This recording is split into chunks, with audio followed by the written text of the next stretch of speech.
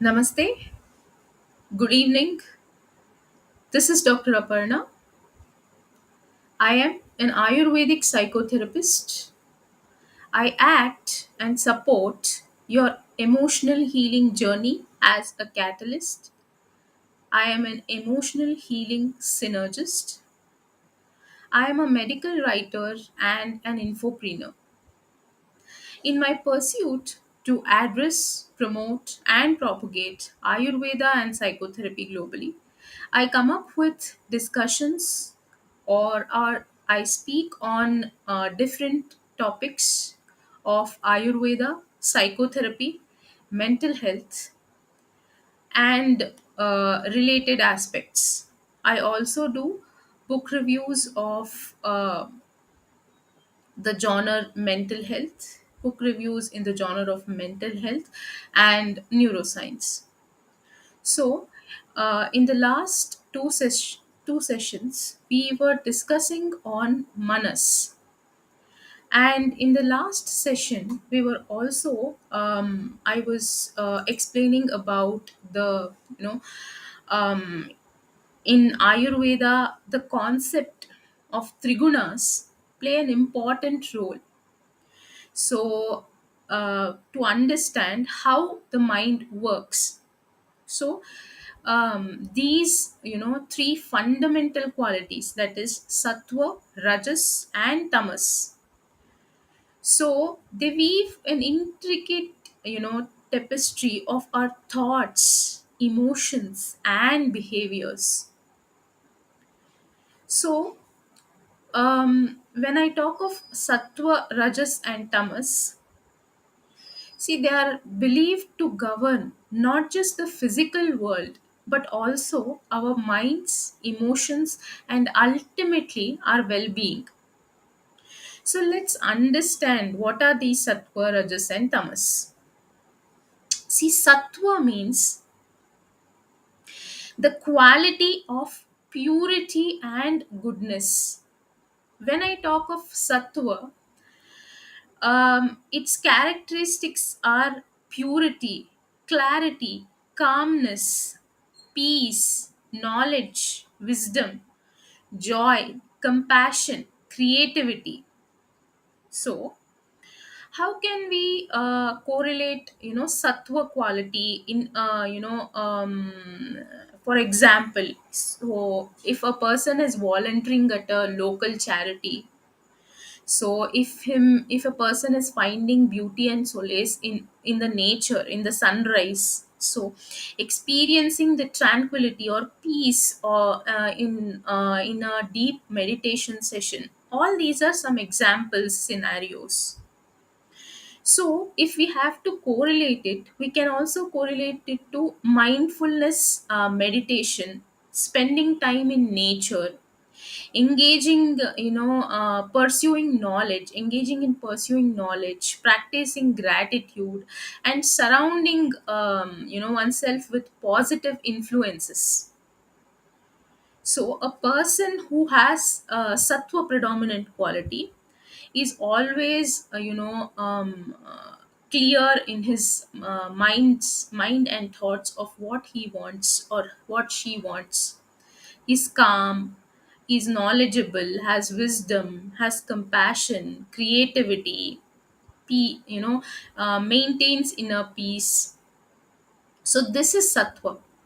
When we talk of rajas, even though a person should have, it is believed that a person should have sattva predominance, but rajas also plays an important role. How means the quality, this is the quality of activity and passion. It is the quality which initiates action, like that means the characteristics of rajas could be activity, passion, ambition, drive, desire, enthusiasm, leadership, movement, and change.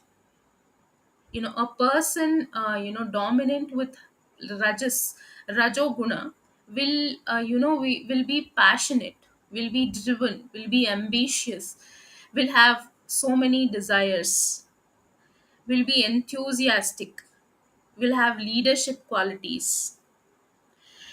And the only thing is, rajas should not exceed. Rajas should be in the second dominance after sattva.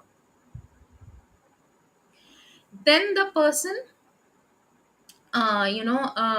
it can also maintain his calm. So what is the if we have to exactly correlate rajas, it could be exercising, it could be pursuing goals, it could be engaging in any stimulating activities, it could be engaging in creative expression, taking on challenges, healthy competition. All of this comes under the purview of rajas. So, for example, running a marathon, leading a team project, writing a novel, engaging in a lively debate. So, then this is rajas. Then is the third quality, that is tamas or tamoguna. So, this quality is the quality of inertia and darkness.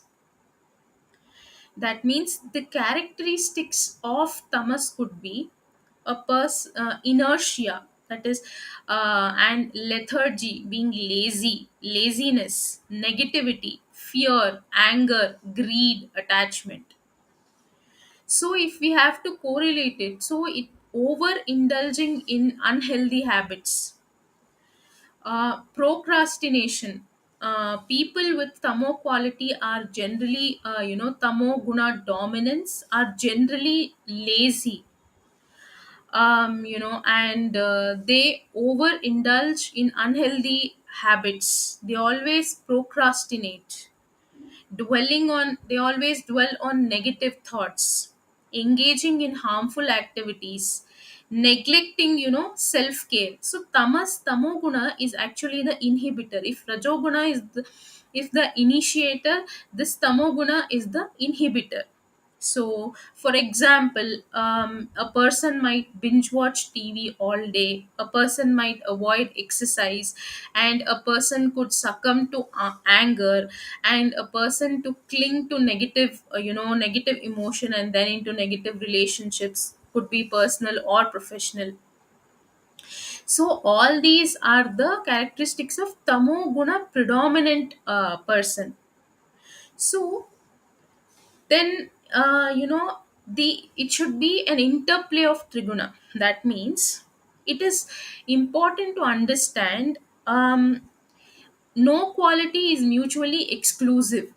That means every individual, possesses a unique blend of trigunas. Some might have sattva predominance, second predominant is rajo, third is tamo. Some may have rajo predominance first, next the tamas, next the sattva predominance, next the tamo predominance.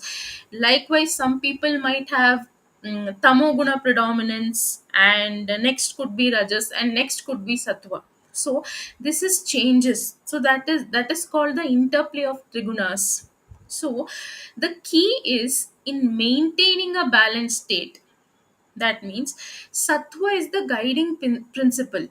When sattva is dominant, it promotes clarity, it promotes peace, it promotes well-being. However, when rajas or tamas become excessive, they can lead to imbalances and challenges. You should the initiating activity should be there, but the inhibiting activity should be also there. But they should not become excess, because excess of both rajoguna and tamoguna can lead to imbalances and can hamper, normal life. So, how next we are going to discuss the concept of trigunas. How are they applicable to the modern world? So, this, you can say that mind-body connection. So, what happens is, when we understand a dominant guna, this can help us address emotional and physical imbalances. For example, someone with excess rajoguna or rajas might benefit from calming practices like yoga, and someone with excess tamoguna or tamas might need to cultivate more activity and engagement. If you have more rajas, you have to develop more calming practices. If you have tamoguna, then you have to cultivate more activity and engagement. So the next is, by understanding the gunas, the trigunas, associated with different activities and habits, what we can do is we can make conscious choices that promote our overall well-being. So with understanding trigunas, we can make lifestyle choices. The next thing is personal growth. Recognizing our dominant guna is the first step, towards cultivating a more balanced and fulfilling life. So through mindful practices and conscious choices, we can always elevate our sattva and experience greater peace, clarity and joy.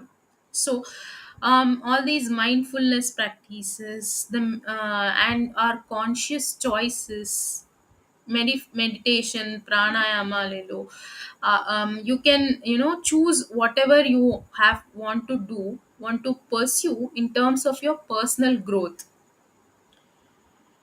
So still more deep, if we have to go, even in today's world, as I said, trigunas remain highly relevant. So when I talk of trigunas remaining highly relevant, when I say that, so how can we develop sattva guna?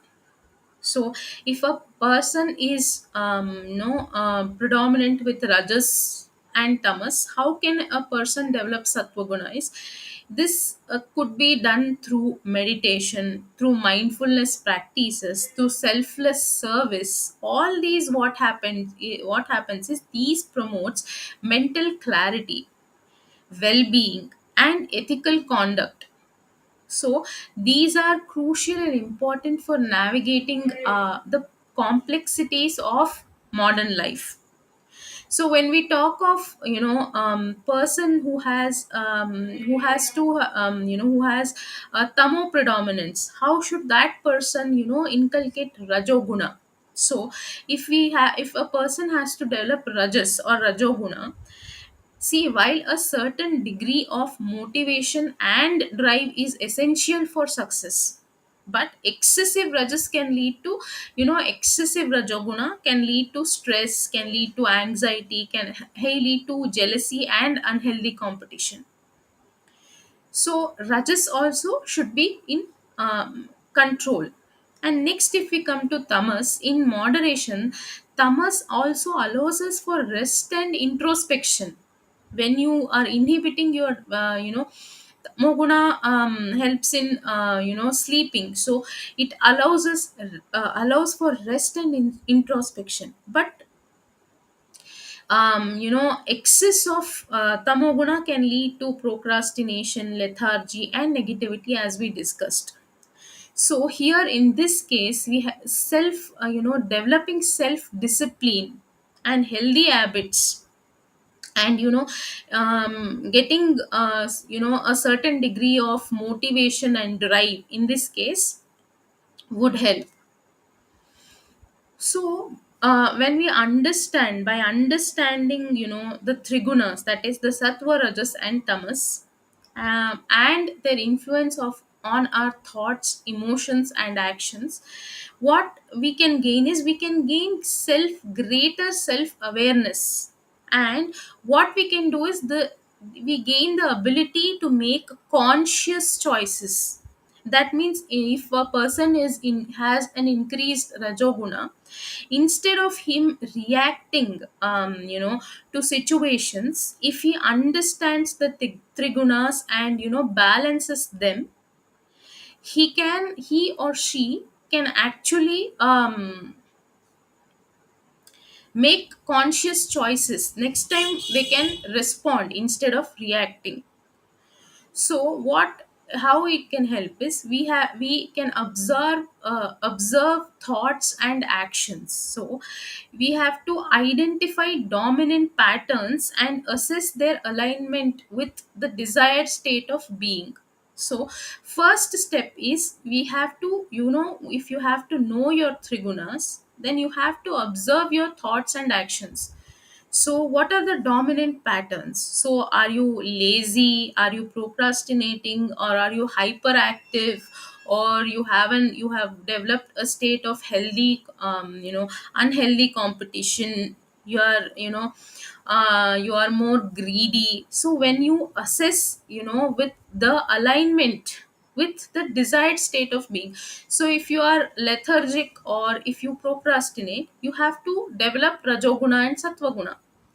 If you are hyperactive, you have to, develop sattva and tamoguna.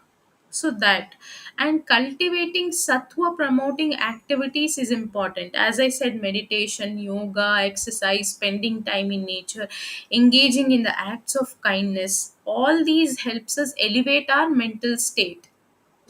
So we have to channel rajas constructively. Rajoguna is also important, but it needs to be channeled so that we can take the maximum advantage of rajoguna. That means directing our energy towards meaningful goals, realistic intentions, and practicing healthy stress management techniques. And when we channelize Rajas, we should also minimize Tamas's influence. That means developing a regular sleep schedule, engaging in physical activity, and avoiding activities that induce, sluggishness and negativity. So we have to, one thing to note is, the goal is not to eliminate any guna completely, but to achieve a harmonious balance, where, sattva guides the expression of rajas and tamas for a fulfilling and meaningful life, where sattva is dominant and rajas is channelized and tamas is minimized. So in the next session, we are going to discuss about the trigunas, which, mentioned in Bhagavad Gita. So the references of trigunas in the Bhagavad Gita, and what the Bhagavad Gita has to say about, trigunas. So I hope you enjoyed the session. Let me know of your thoughts, and if you have any queries, put it in the comment section. Thanks for watching, and namaste.